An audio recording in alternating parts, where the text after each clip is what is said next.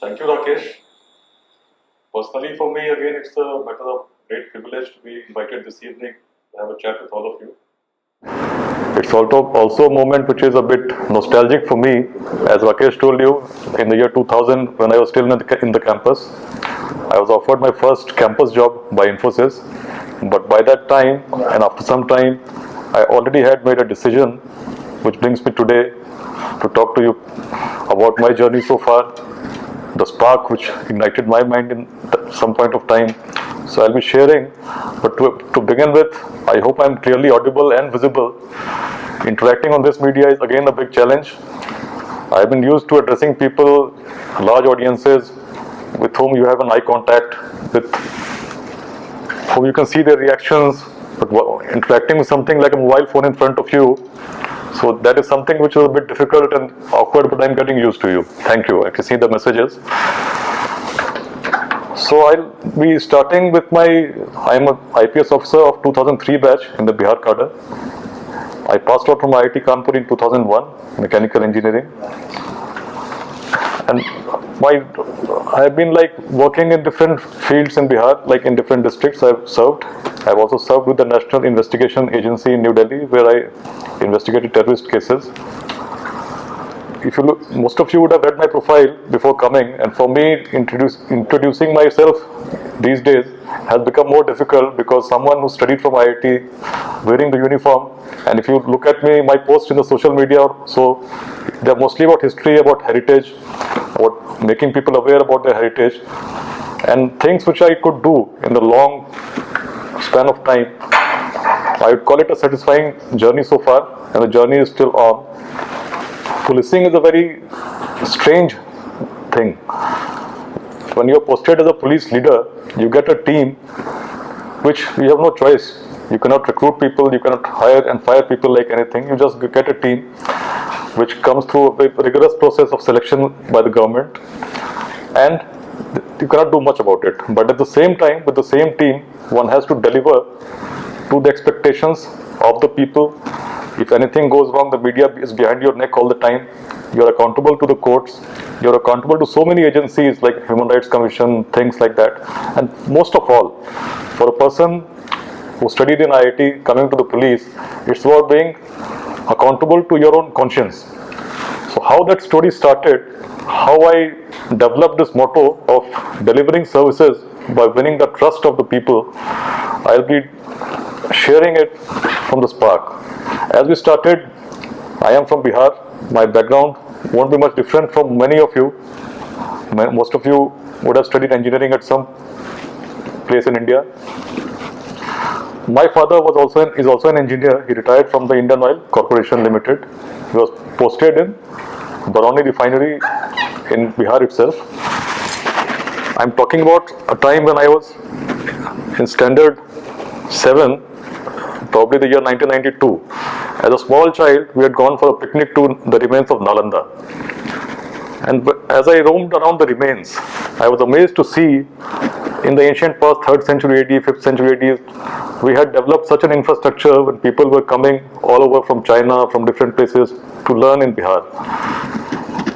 At almost the same time, a TV serial called Chanakya was running. Many of you might have seen it in those times. It was recently also aired on Doordarshan. So again, when I looked at the past, it was a feeling of pride.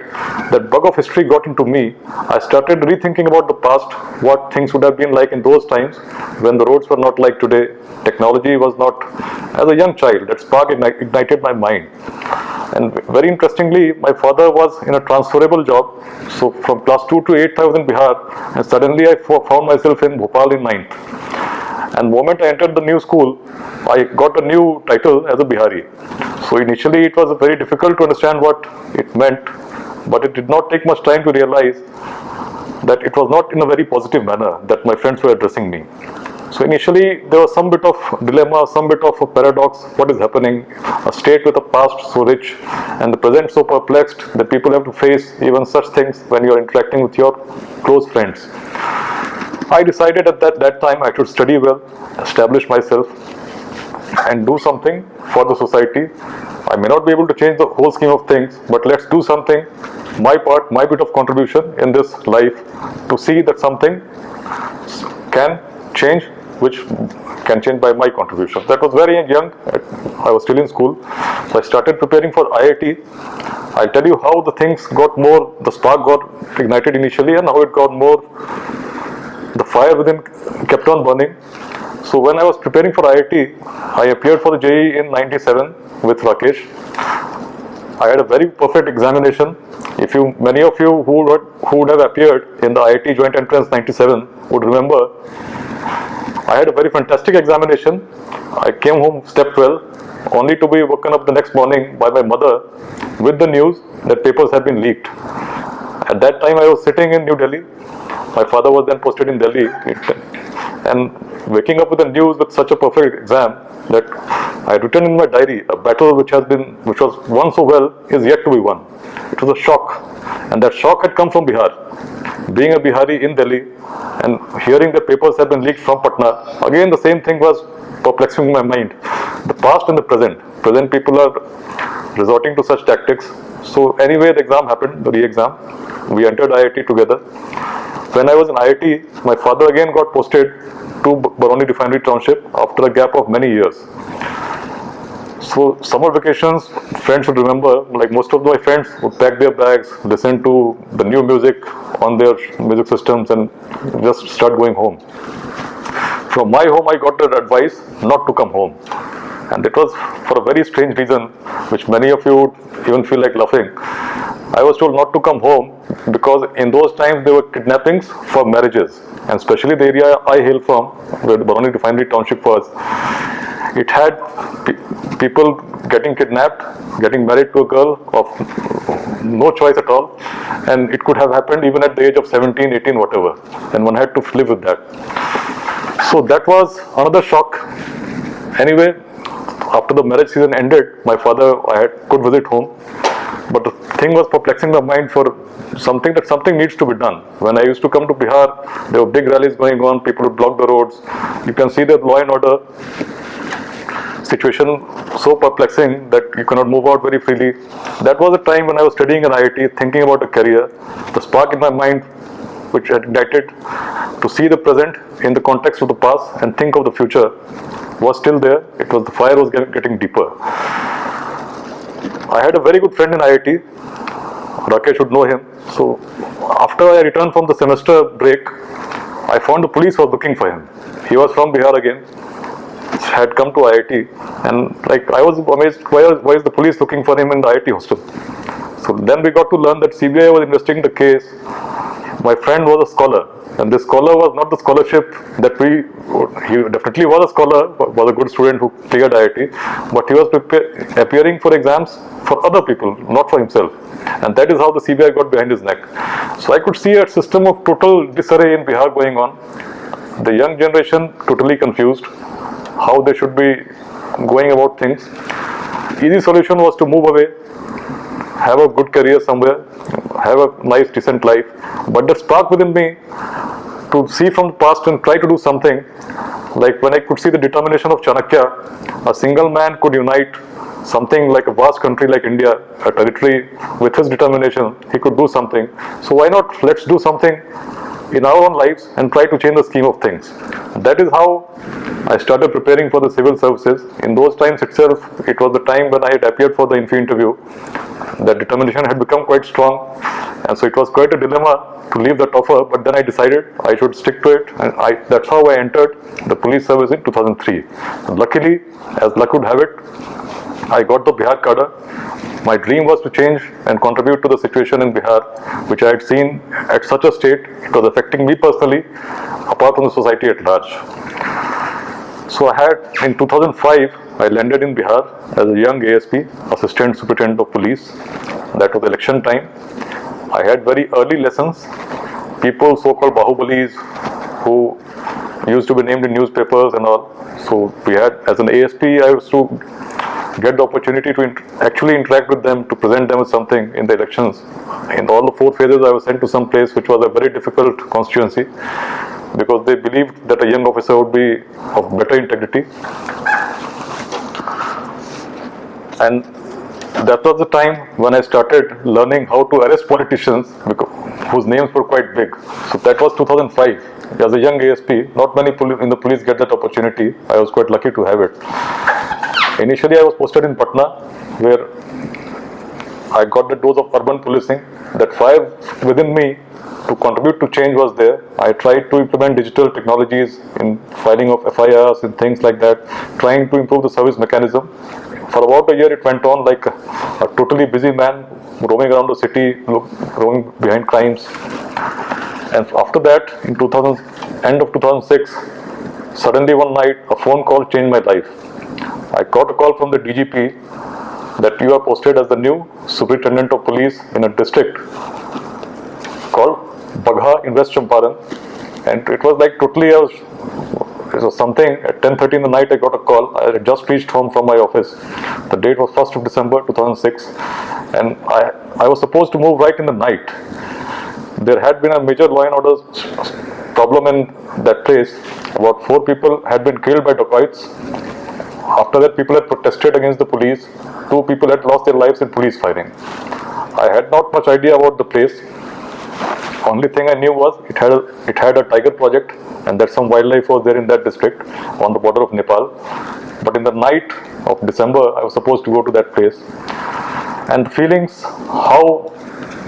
I developed initially was a state of shock. All the night I kept traveling. The roads were in such a bad shape in those days that one really had to struggle to go through. There was fog, we lost the road. What started at the journey at 1 a.m. in the night, I reached only by 2 p.m. in the afternoon next day to my new charge.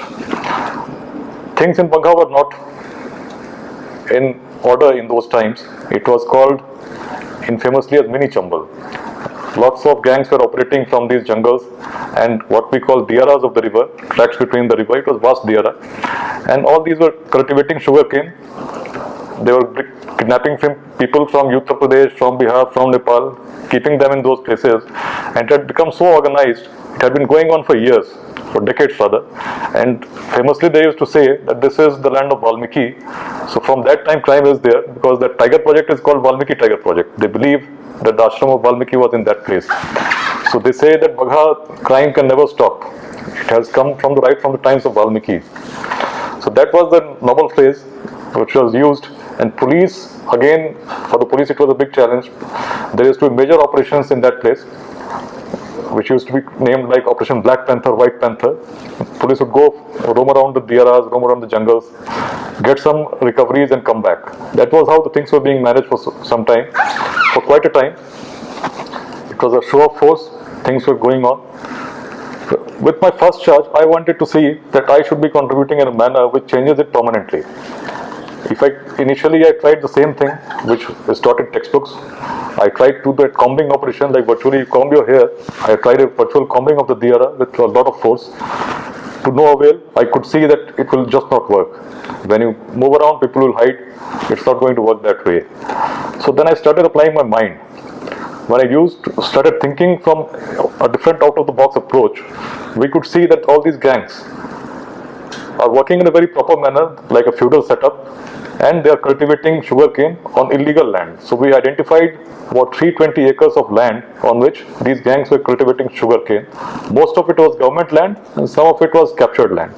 And then we declared that we are going to harvest the sugarcane by labor and deposit this money in the government treasury. This campaign initially, there was a lot of reluctance. We could not get labor, but with the determination we could start it. In the first year, about 20 lakh rupees we could surrender to the government treasury, which would have otherwise gone into the pockets of these gangs. And the loss was huge.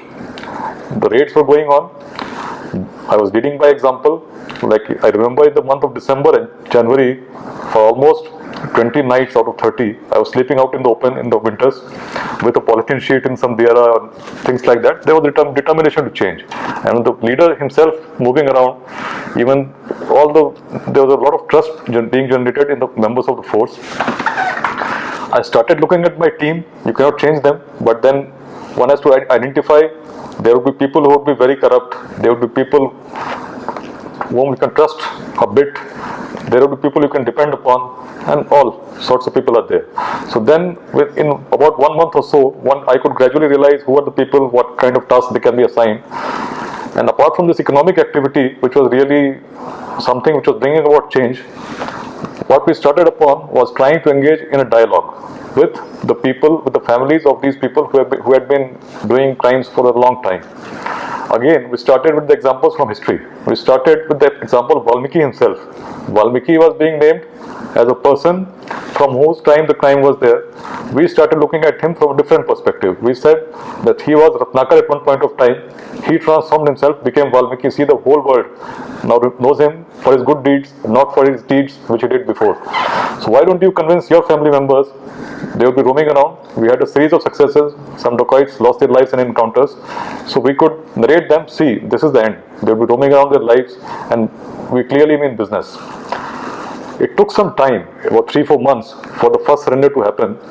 But gradually, within a span of about 1.5 years, 26 hardcore criminals surrendered, with one of them who was the biggest criminal of Bihar at that time, with more than 135 cases on him of murder, kidnapping, rape, extortion, different things. Not only in India, he also had cases in Nepal. So that was the biggest surrender which happened, and figures of kidnappings used to be like 100, 50, 70s. In 2008, it had come down to 0. So that was an amazing change you could see in front of you happening. I remember the first kidnapping, when it had happened, I had reported it to the police headquarters. I was told not to worry much.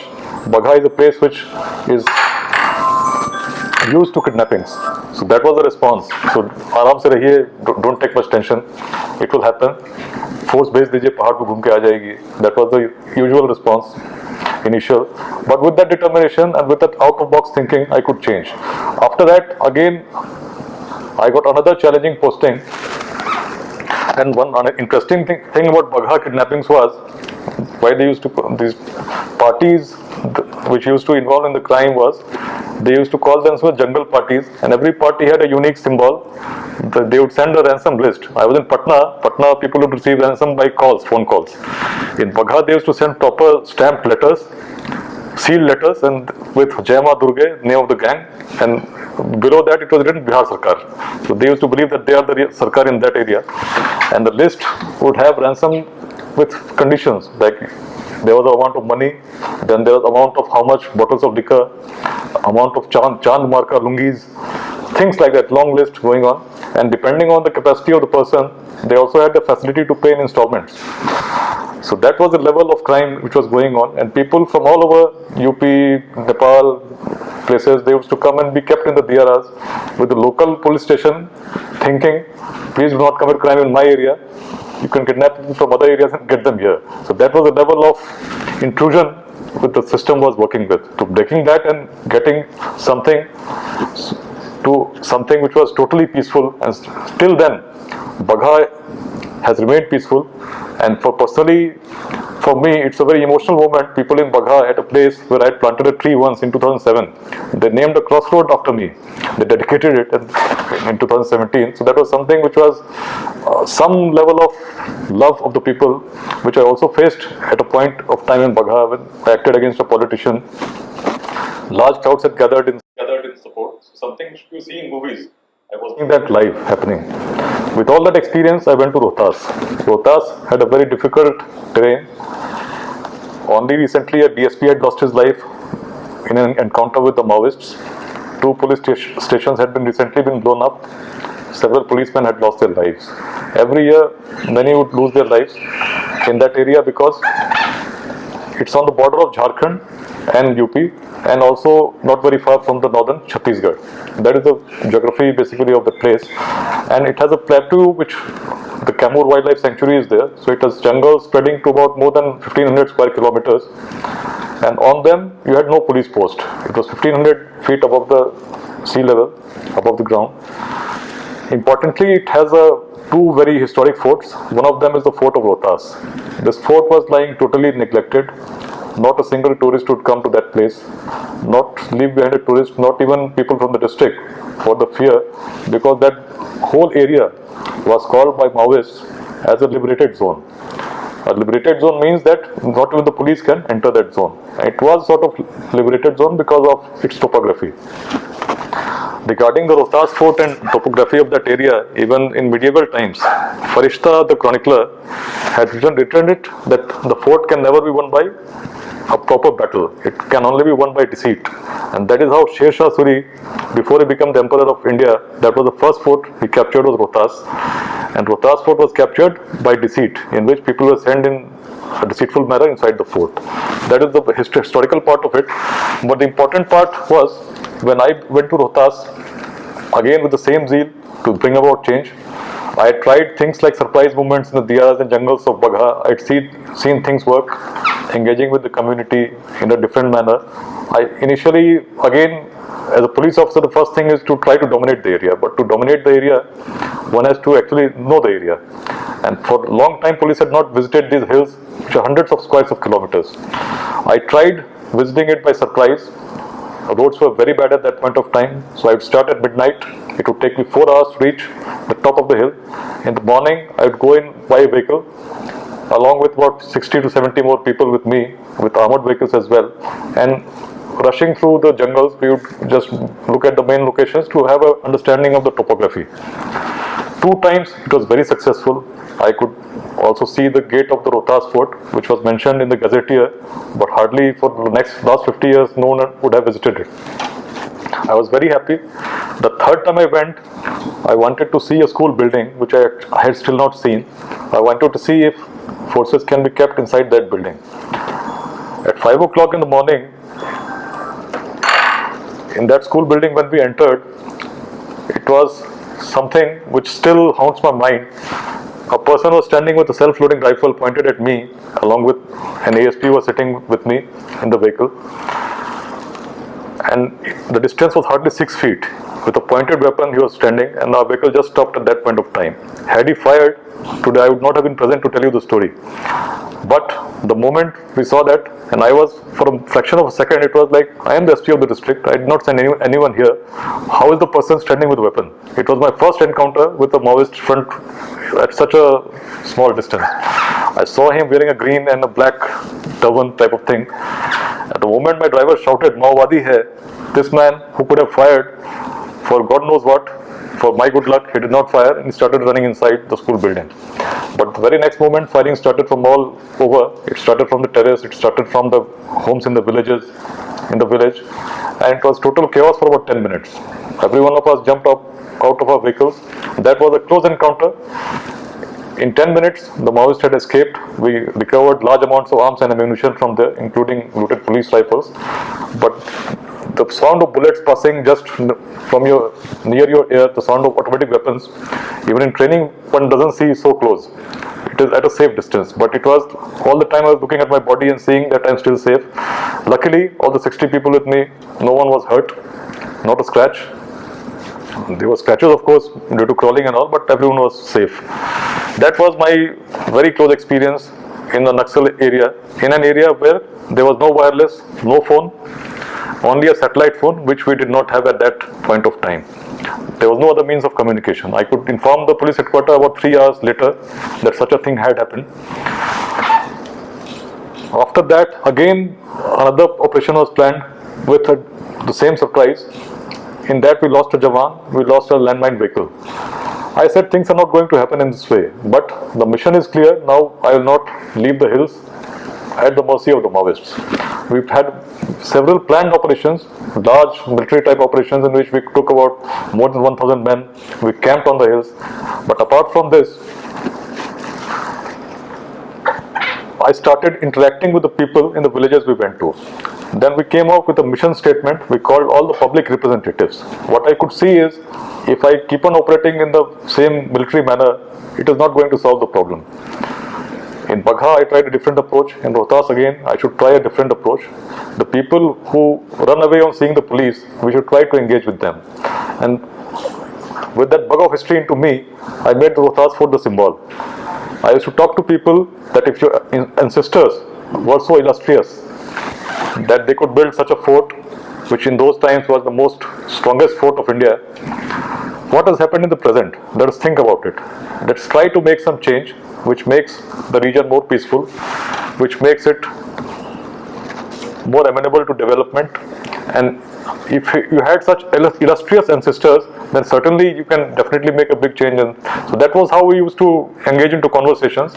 We used to organize camps for schoolboys for playing.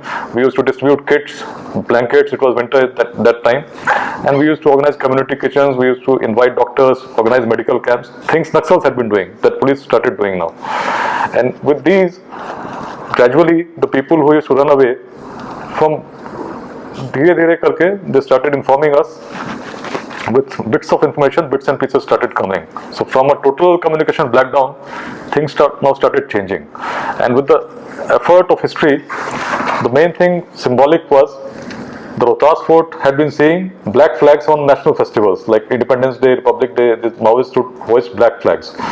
So symbolically, on 26 January 2009, it was a major operation. Personally, on the morning of 25th January, I took a surprise route, trekked about 7-8 kilometers to reach the fort, and we camped our forces there and declared the next day that flag will be hoisted on the fort, and all villagers from the hills are welcome. And we, with that invitation, for the first time with the community, the tricolor was hoisted on the fort, which was a symbolic feat for us. Psychologically, by visiting those areas which police was not visiting, we already had made the message very clear: we are not going to leave you at the mercy. This is not going to be a liberated zone any longer. With the fort, the tricolor being hoisted, again it was a symbolic message. The next thing was, elections had not been conducted on those hills for quite some time. So we, with that determination to conduct elections, initially a company of the Border Security Force, BSF, was placed in April 2009. Elections were supposed to happen on 16th April, but on the night of 14th, this whole company of BSF came under attack by the Maoists. The whole night the company panicked. One Jawan had been injured, and in total darkness they were expecting some help to come from somewhere, but we were not in a position to help. Going on the top of the hill in the mid of the night was just not possible. So the whole night we kept communicating on the satellite phone, and I used to tell them just keep firing slowly.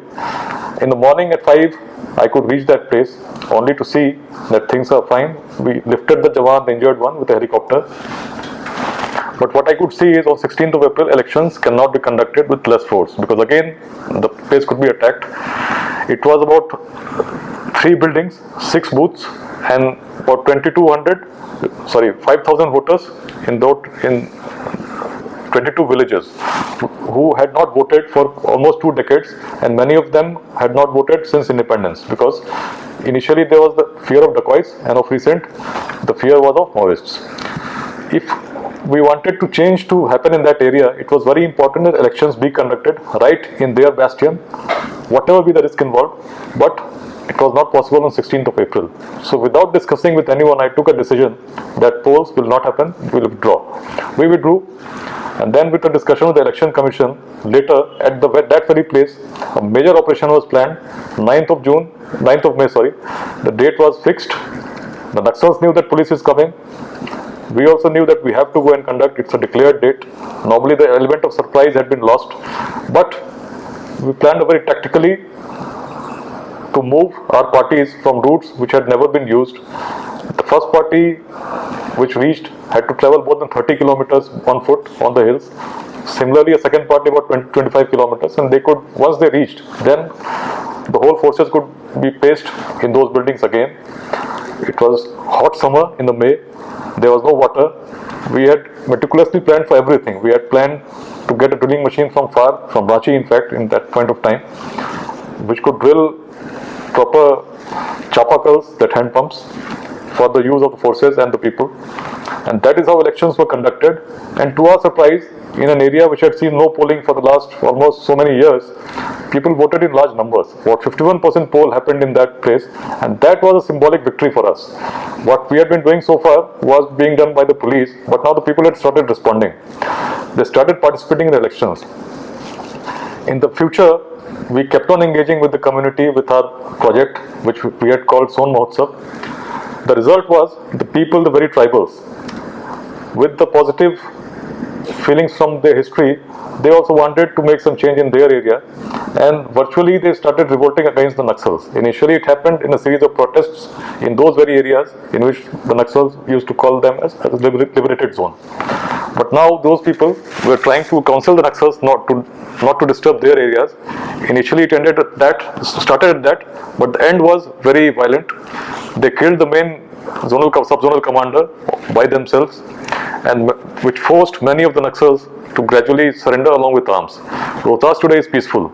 A difficult terrain, which even Farishta had described at that point of time, is now totally free of Naxals.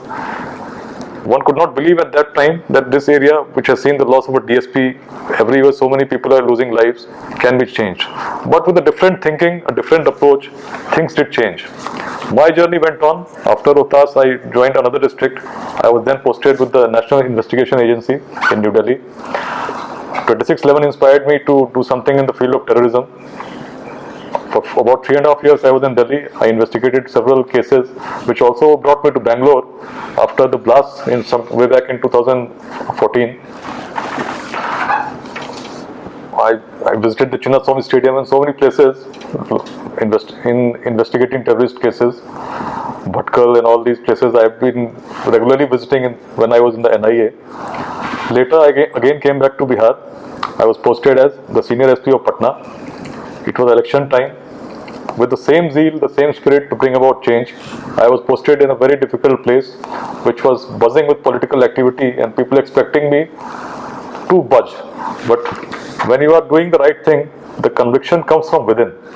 So with things around me, I have always, whenever I have to take a decision, and there is a dilemma, ethical dilemma, I always see the spark which ignited my mind from the childhood. I wanted to contribute to change, and once I am in a position where I can actually make change, if I today change under pressures, under things, then it doesn't make sense. So I'll stick to it, I'll do my duties. So there was a lot of struggle with politicians. If you could follow this media and all social media, then you would have seen like the so-called Bahubalis and all. Actually, I had very beautiful encounters with them. By the Election Commission, I conducted the elections in Patna. The journey went on. Later, I was a DIG in Bhagalpur. Again, with the same spirit, interacting with people. Daily, I would meet more than 300 people and try to contribute my bit, even as a DIG, a different level apart from the SP. So generally, like to end the talk, I would say, if we have the zeal from within, the fire from within, the spark which once ignites, and if you keep the flame burning, it will propel your journey. You will do things which are seldom expected, and people do not expect things to happen, but you can actually see them changing right in front of you. When the zeal is very strong, the strength comes from within, and you can take decisions which are least expected. As a leader, the spirit, how I could build trust not only among my forces but also in the people. Can I, there's some disturbance coming in.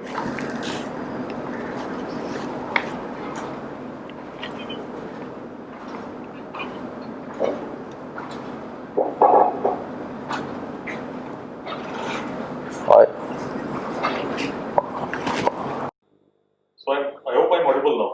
I continue with. Okay, fine.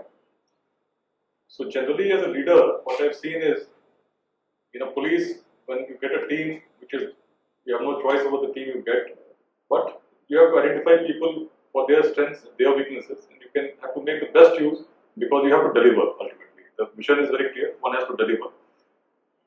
One should have a large heart, not looking into the very nitty-gritty of everything, but at the same time, like what I used to do, what I have been doing all the time, being very clear about the things I will not tolerate. So I make a list of 5 things, like say, if you do not register FIRs, I'll take this action. If you do not do this, I'll do this action. I call them zero tolerance. So on these issues, there will be no tolerance. If I receive a complaint of a policeman involving in corruption or something which is hampering the social peace, I'll act very strong, and I've done that. I've been very, so as a leader, I do not look into the very small things. I have a large heart. If someone asks for leave, I would give them without thinking, no out of doubt in my mind. Go and have it. But once you are at work, you work properly. and I make my mission very clear. This is the agenda we have to work upon with a large heart, with trying to build that trust, leading by example, and with a very consistent behavior. Like never you can say like in my team people can expect that if I do this wrong, what will happen. So the behavior is very consistent. It's not like we keep on changing day from day. Even the politicians know like who is the man on the chair, and if they are trying to do something, how much he is going to budge.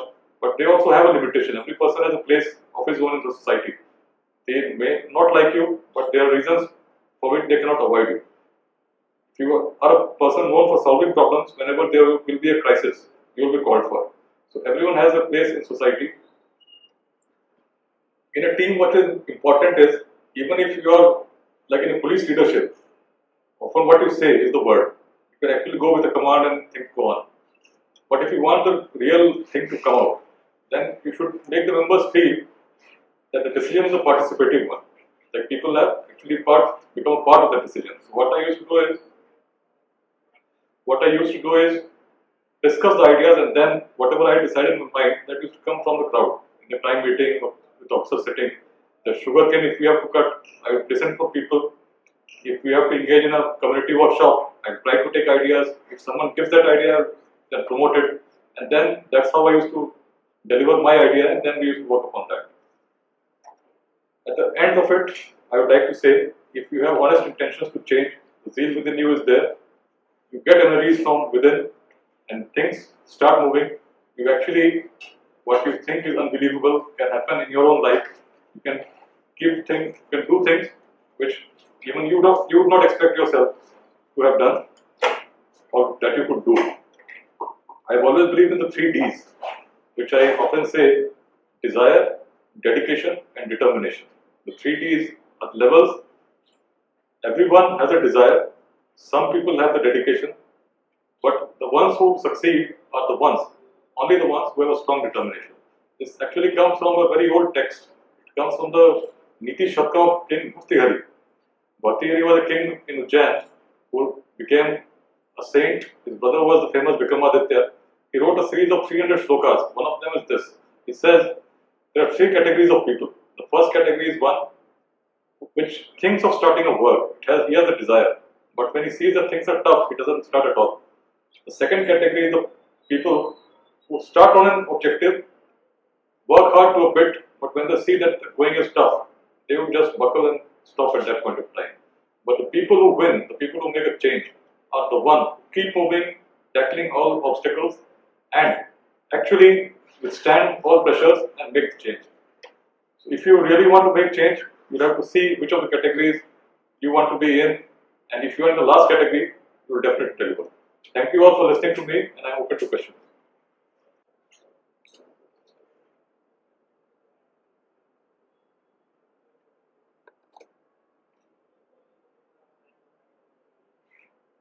Yeah, so see, as I told you, the spark which ignited my mind was actually history. So something that could inspire me can also inspire others. So that is how I started visiting sites. And if I visit sites, it all ends with me. So then I started a blog and I started sharing with youth. And today, if I visit colleges, I visit universities, schools, I generally talk about the past of their place. I used to try to inspire them, think about correlating the present with the past, not to become like the past, but to derive lessons and to basically build a better future. So that is what inspired me, and that is how I've been like traveling extensively, visiting neglected sites.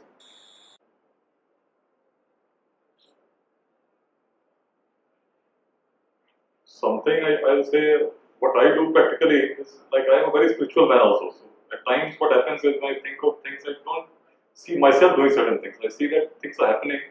I am in place. I am like an instrument. There's so much pressure on me, and then I say, if I look at it with totally dispassionate manner, what should I be doing? When I ask this question, I get the solution. That is one thing. Other thing is management of stress. For this, I adopt a very simple thing. Like I had once, when I had also heard a speaker how to manage stress. What he had told me that became a lesson for life for me.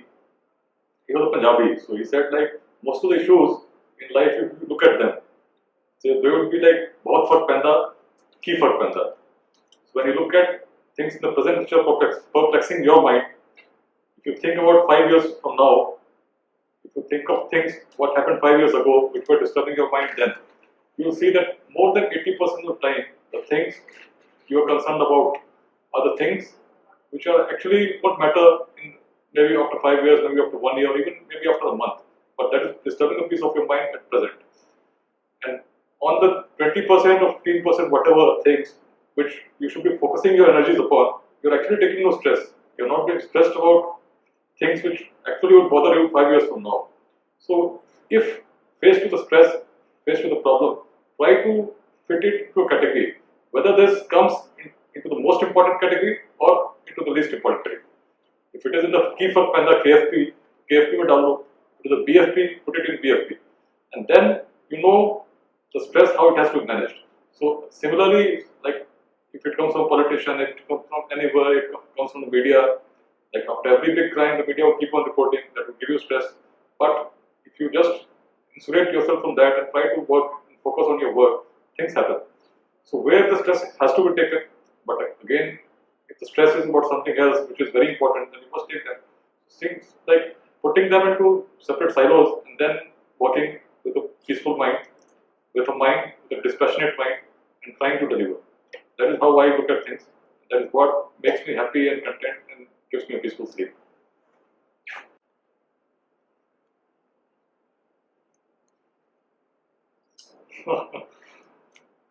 See, I was posted in Patna, so Patna is like a dream for every IPS officer who gets posted in Bihar. Being posted as senior in Patna, and Patna again is a center where everyone is sitting right from the top to bottom. So definitely there is a lot of pressure to deliver, but also there is a lot of pressure to buckle into certain sort of pressures. But for a person like me, with such zeal coming from within, it is also the opportunity to create change. So I looked at things in that manner. The moment I got posted, I inquired from the people, which is the most important case. The name you had just named, that was the most highlighted case of the time. I had come from the NIA, National Investigation Agency. I decided to go about it in a very professional manner, so that nothing gets leaked. The person to be arrested was a person who had a very bad history of fighting with the police, firing at people who would come to visit his house.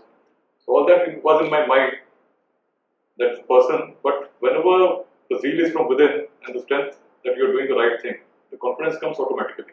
It comes like that. With all meticulous preparation, with the element of surprise, we had gone to that place. And whoever is a Bahubalis are made by media, or they are made by people who write stories.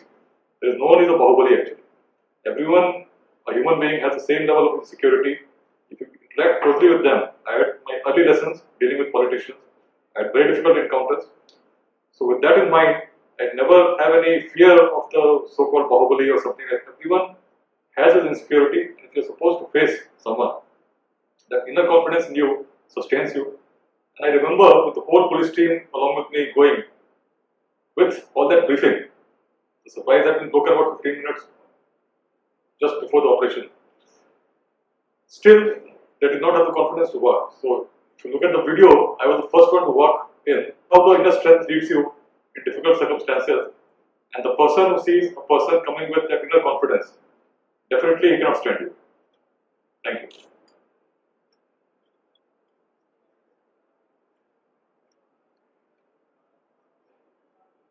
I could see that like highest point and lowest point, right? So the highest point, highest point was the election. Like after conducting that election, after the attack on the PSF company, that was a nightmare. Like conducting elections with people going safe, polling parties returning in an area which had not seen elections for decades. So even before the elections, I used to feel that if it happens without any violence, if it happens in a very planned manner, I was jumping like something like Eureka. I have done it. A lot of planning went into it, a lot of sleepless nights went into it. Once that happened and people came and participated in large numbers, that was the Eureka moment of my life. Ushering in democracy in a place which had not seen democracy for decades and changing the present of that place. Lowest point, I don't know what exactly I could say, like I'm a very positive man, but still, if I really wish to think what the lowest point, I really am not able to think, and maybe if you say not in the policing career, it was like I had got a dose of, I was diagnosed with dengue fever in Delhi. I was in NIA at that point of time. For about 7 days I was struggling on the bed and platelets were coming down. There was a moment which came in which I felt that I'm just going to now lose the battle with life. And that was the moment I started engaging into a conversation with God. Like, if I have to die, I have no problems, one has to go. But not in this manner. Dying with a bullet on is fine. But if you die of dengue fever, that was the lowest moment. I felt very low because I could do nothing. There was no medicine which could help. But gradually, with that feeling, with that meditation, things worked somehow. And after 7 days, the next day morning, things had improved. Thank you. Yeah, I can hear you clearly. Okay, so to answer your first question, definitely there are failures. Like in the Rohtas example, initially I told you about my own encounter. The next one I did not go on very extensively, but in that we lost a Jawan. And we lost a landmine vehicle. There was landmine blast. So supplies had been lost. I have written a blog about it, the whole story, how it went on. So after that, with a dead body in front of me when you're standing, you give the last salute. It's a very shaking moment, and everyone in the force somehow, when they look at the leader, when someone has died, and the police line is brought, after the decision of the leader, like we had sent the forces, I was not present in that operation, the DSP had gone. So that again is a moment, then you have to take the lead. So to leadership by example. Now after that I said, any single operation which happens after this, I'll be a part of that team. That was in mind, and we actually did it. In that manner, everything was planned. That is how. Definitely failures will come. There will be time when everything you plan out, it doesn't work. So one has to take lessons and then plan for the next thing. So failure is never ending and success is never final. That is what goes on. The word goes on. And regarding like in corporate life, what I narrated was something which I'm doing in the police. I took early decision, definitely yes.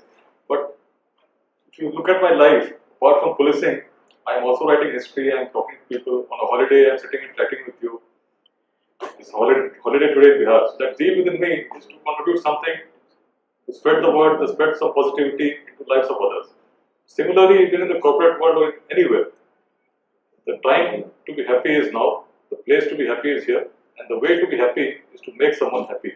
So that is, if you live by that, you'll find the ways and means trying to contribute something towards society. It's not like living only for society, but with all that in mind, if you do some bit, it will give you that inner satisfaction, which will give you a peaceful sleep and that contentment of mind. Thank you. Also, like if you have more questions, I'm very open on social media as well. I have a Facebook page which has got 3 lakh followers. You can message me in the inbox. I'll definitely respond. So even that option is there. And it was a very fruitful interaction. It was like sharing my experiences with some.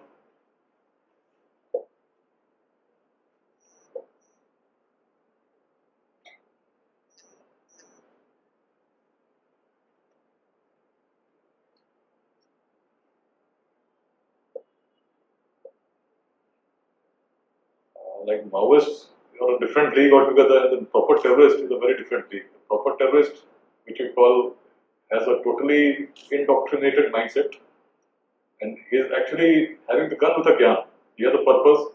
He knows what he is doing is not wrong. If he is killing people, he is doing it for the purpose which he believes is right. If you look at the radicalization that sets in a terrorist, it's very different. Being a Maoist is very different. Maoist is something which is more about the backwardness of the region, and gradually people feel that there is some sort of deprivation, then they go off the mainstream, try to pick a gun, try to implement laws in their area which the agencies which should be delivering are not delivering, is the feeling. So in such areas, a very different strategy, a very different objective, and to deliver in such areas is like to build that trust again in the police system, in the system of the government. But with terrorists, it's a totally different case. Trying to de-radicalize a man who is radicalized by certain texts, by certain religious beliefs, or something is very difficult. So, the psychology of a terrorist, I would say many a times you will find that terrorist is actually, the terrorist should feel that he is most deeply religious. So that the whole world is still looking for an answer how to de-radicalize that terrorist mind. Thank you. See, like personally, for me in the police, it takes some time. Like understanding the people you are given charge of. Normally, it takes about 2 or 3 months. Initially, you get to learn about people. So the main thing is you have to be open to people. They can come and share their ideas with you. You have to, at the same time, no loose comment should come from your side. You have to be open to all that is coming in without developing something which is presuming something about someone. If someone tells you someone is such, don't presume it. Test it for yourself. Many a times, what is being told may not be right. So in the police, you have people with wide spans of ages. You have constables who are more than 55. You have constables who are very young. We have people with various sorts of vested interests. One learns about them, but everyone has a place in the system. Maybe a person who is actually very corrupt, not posting in a police station, posting somewhere in a different cell, but he could be a very good communicator. So, like in the surrenders which happened, I had a person who was actually not a very trustworthy officer in that term, but he was a very good communicator. He used to gel very well with the people. And so we used to send him to those families to talk to them, and it worked. So many times when you, but so काम पे लगाने का thought of, everyone used to tell me, please don't send him, you cannot trust him, he's so unreliable. But he actually worked. So many times, don't presume things for yourself. Give them a chance, be open to ideas, be open to members in your team so that they can, and gradually you build that trust. So even people who have an unexpected behavior, you can cross that limit. It's what I have felt personally, that now with the same team, you try to deliver the best. Things could be different in different cases, but that is the basic lesson I would like to share. Thank you.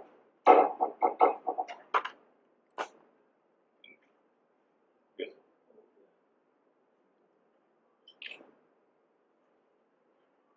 So I think we have already exceeded the time, right?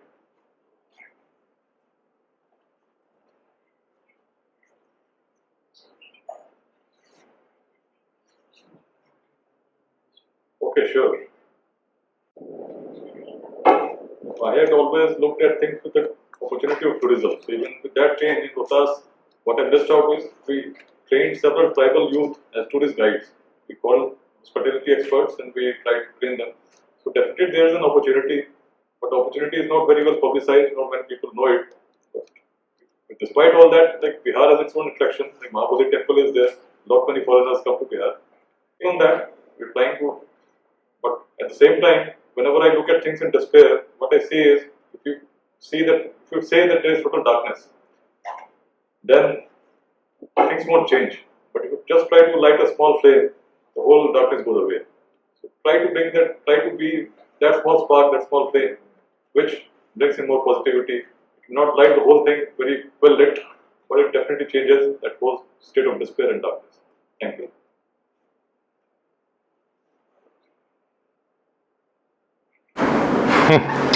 It was great for me as well. It was nice to interact with people who I feel have a similar background with me. We share a similar background. But the only thing is that we decided different roads to travel, and that's how I sit here and we are listening and interacting today together.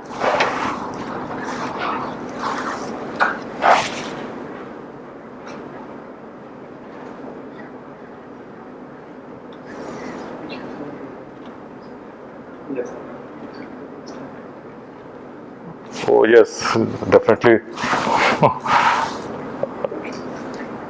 So here, like always, like the inspiration is always near me, and I can see that spark which sometime ignited the mind of the young Adi Shankaracharya. Let's keep it burning.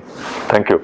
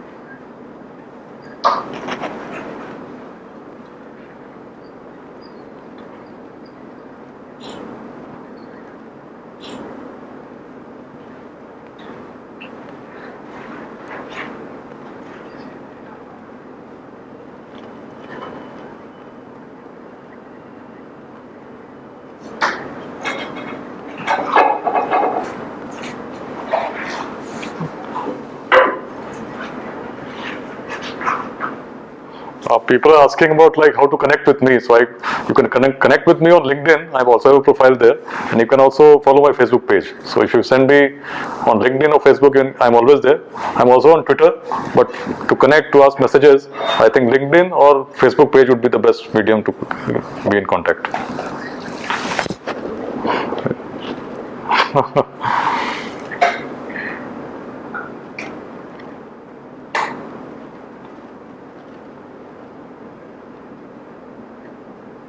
Surely, I'm looking forward. Thank you. Thank you for.